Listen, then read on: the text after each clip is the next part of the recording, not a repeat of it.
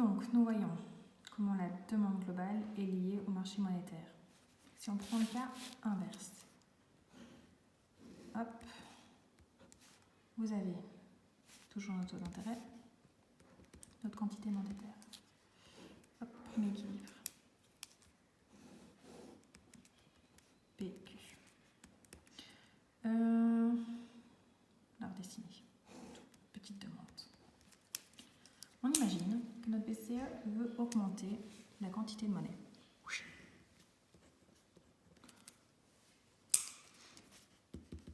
Donc avant on avait un I1. Maintenant on a un I2. I2. Q2. Et Q1.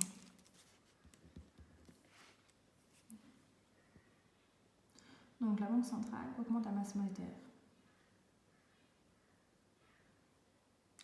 Le niveau de prix ne va pas tout de suite répondre. Ce qu'on va voir, ce qui va tout de suite se passer, c'est que notre fameux taux d'intérêt va diminuer. Comme ce taux d'intérêt va diminuer, la quantité de biens et de services progressera. On aura donc une translation de notre demande. Donc l'augmentation de la masse monétaire par la Banque centrale conduit à la baisse des taux d'intérêt qui elle-même stimule la demande des biens et services. La création monétaire engendre un déplacement de demande globale vers la droite. Donc offre et demande monétaire influence notre demande globale. Ce qui devient intéressant, c'est dans le cas de la variation des dépenses publiques. Donc on est dans le cas de politique monétaire. Donc demande globale.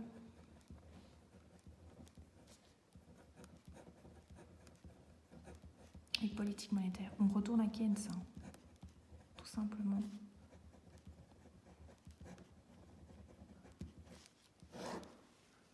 Alors, si on imagine toujours une formule, comme ça je vous la remets aussi, C plus I plus G plus XN. Keynes, on va augmenter les dépenses gouvernementales. Donc, imaginons que le gouvernement veut augmenter ses dépenses. L'exemple du cours à la page 110, si je ne dis pas de bêtises, c'est d'acheter des bus. Donc, elle achète des bus pour 5 millions. Qu'est-ce qui va se passer? Eh bien, il va y avoir deux effets. Premier effet, ça va être l'effet multiplicateur. Toute la beauté des mathématiques.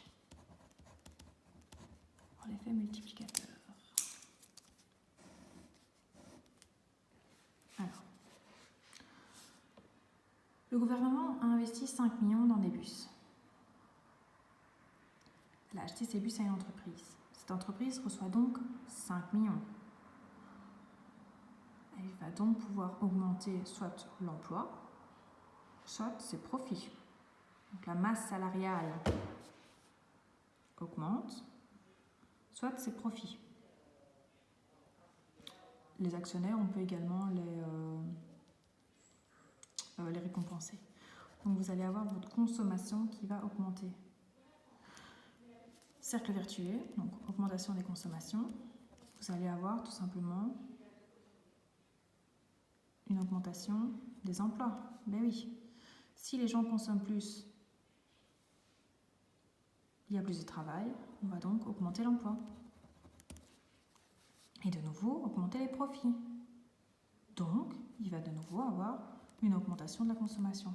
Nous sommes dans un cercle vertueux. Ça, c'est vraiment quelque chose qu'on apprécie en économie, c'est nos cercles vertueux. On augmente la demande, on augmente la hausse des revenus, l'accroissement de la demande et on retourne tout ça comme ça. Donc vous allez avoir notre augmentation, toujours taux d'intérêt, quantité de monnaie, qui va augmenter, mais on ne sait pas bien où. Hop, elle y va.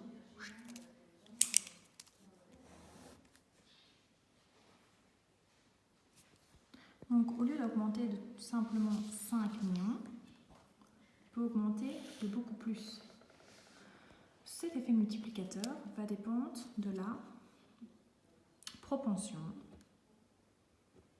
marginale à consommer des individus. Quelle est la part de leurs revenus que le public va consommer? Si on imagine que le PMC ici est de 0,75, ça signifie qu'il y a 5 millions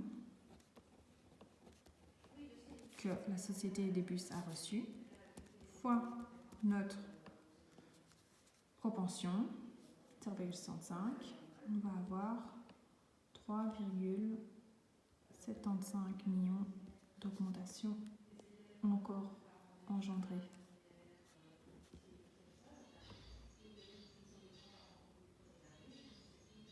Donc, premier effet. Si on le fait en cascade, vous avez 5 millions. Puis vous avez cette propension, donc 5 millions fois 0,75 est égal à 3 750 000. Ces 3 750 000 sont de nouveau dans l'entreprise, dans la société, fois toujours le PMC, etc., etc. Vous arrivez à une suite arithmétique, si je ne dis pas... non, géométrique, qui va tendre à 1 divisé par 1 moins PMC. Donc, en tout et pour tout, ici, 1 sur 1 moins 0,75, 1 divisé par 0,25, on arrive à nos 20 millions. Donc, le gouvernement ici a investi, où est-ce qu'il est, 5 millions. C'est assez vertueux dans le sens où l'augmentation, on va avoir une augmentation de la consommation, une augmentation de l'emploi, de nouveau une augmentation de la consommation, et on augmente. Pour savoir où on va mettre notre demande, on va faire appel au PMC, donc la proportion marginale à consommer. Par exemple, si elle est à 0,75, ça signifie qu'avec les 5 millions investis, on va avoir 5 millions fois 0,75, donc 3 750 000 encore investis. Ces 3 750 000, on va encore les multiplier par 0,75, de nouveau avoir cette consommation qui augmente, etc., etc. On arrive à une limite de 1 sur 1 moins PMC, donc 1 sur 1 moins 0,75. En tout, les 5 millions auront engendré 20 millions. Donc, premier effet, l'effet multiplicateur. Deuxième effet, vous avez l'effet d'éviction, un peu moins sympa.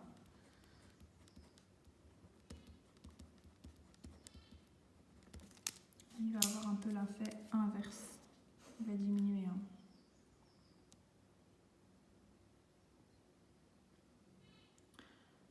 Donc, on repart de l'exemple de notre bus à 5 millions. Donc, vous avez toujours, et on va lier de nouveau les deux, le marché monétaire et marché global.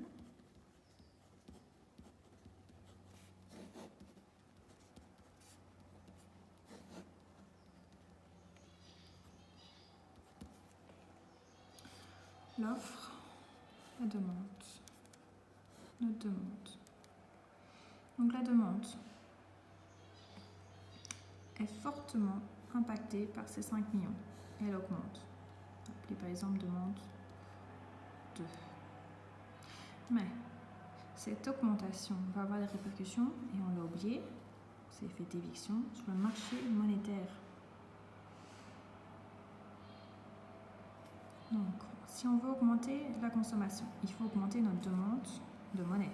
On en a besoin de plus. Ce qui fait que les taux d'intérêt vont augmenter. Comme ces taux d'intérêt ont augmenté, les gens peuvent ou non avoir un incident, un coût d'opportunité très intéressant pour eux, et ils vont vouloir donc mettre leur argent en banque et épargner, ce qui fait que la demande va alors rediminuer un petit peu des 3. ça va compenser l'augmentation initiale de la demande globale. Donc, si le gouvernement augmente ses dépenses de 5 millions, la demande globale variera de plus ou moins 5 millions d'euros, selon que l'effet multiplicateur l'emporte sur l'effet d'éviction ou non. Est-ce qu'ils ont un intérêt à garder de l'argent en banque ou pas? Ça, c'est l'exemple des augmentations des dépenses gouvernementales. Vous pouvez également avoir l'exemple tout simplement d'allègement des impôts. Vous allez avoir exactement le même raisonnement.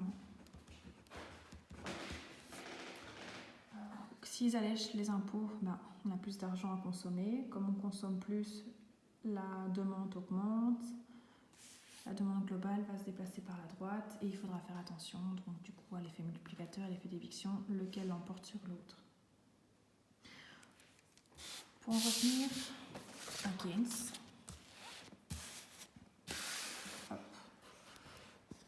on était parti d'ici. Demande globale négative, pourquoi Pigou, Keynes, Mundell. Keynes nous parlait des préférences pour la liquidité.